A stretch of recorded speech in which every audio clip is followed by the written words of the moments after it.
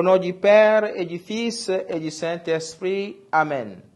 Aujourd'hui, mercredi 20 septembre 2023, de la 24e semaine du temps ordinaire. Ô Seigneur, envoie ton esprit et tout sera créé, et tu renouvelleras la face de la terre. Évangile de Jésus-Christ selon saint Luc.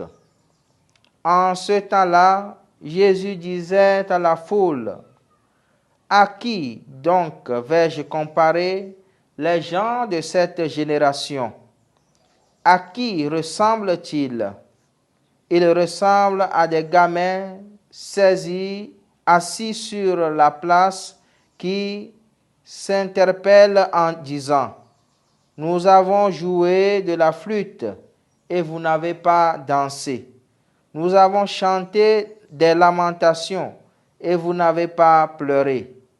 Jean le Baptiste est venu, en effet, il ne mange pas de pain, il ne boit pas de vin, et vous dites: c'est un possédé. Le Fils de l'homme est venu, il mange et il boit, et vous dites: voilà un glouton et un ivrogne, un ami des publicains et des pécheurs.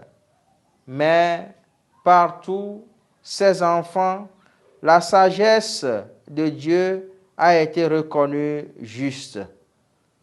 Acclamons la parole de Dieu.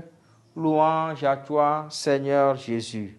Chers frères et sœurs, dans l'évangile que nous venons d'écouter, Jésus s'indigne contre une génération qui ne sait ni danser au rythme des airs joyeux, ni au rythme des airs tristes.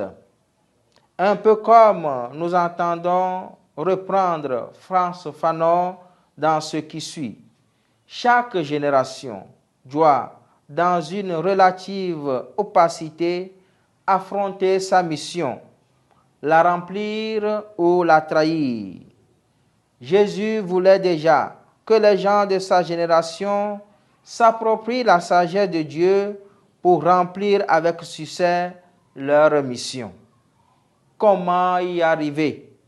D'une part, il nous faut être attentifs aux besoins de notre temps.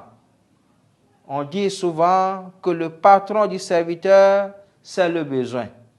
L'attention aux besoins de notre environnement immédiat, de notre société, de nos familles et des personnes qui nous sont chères est donc justement un engagement qui nous fait répondre à notre mission. Ainsi, il revient donc à chacun, à l'instar de Jean-Baptiste, le précurseur, d'annoncer donc l'admiration du royaume des cieux. Ainsi donc, chers frères et sœurs, la sagesse divine nous permet d'avoir de la patience les uns envers les autres, afin qu'en accomplissant la mission qui est la nôtre, nous puissions soit préparer le terrain de notre bonheur, soit accompagner les initiatives, soit en récolter les fruits. Qu'il en soit ainsi pour nous, maintenant et pour les siècles des siècles. Amen. Au nom du Père et du Fils et du Saint-Esprit. Amen.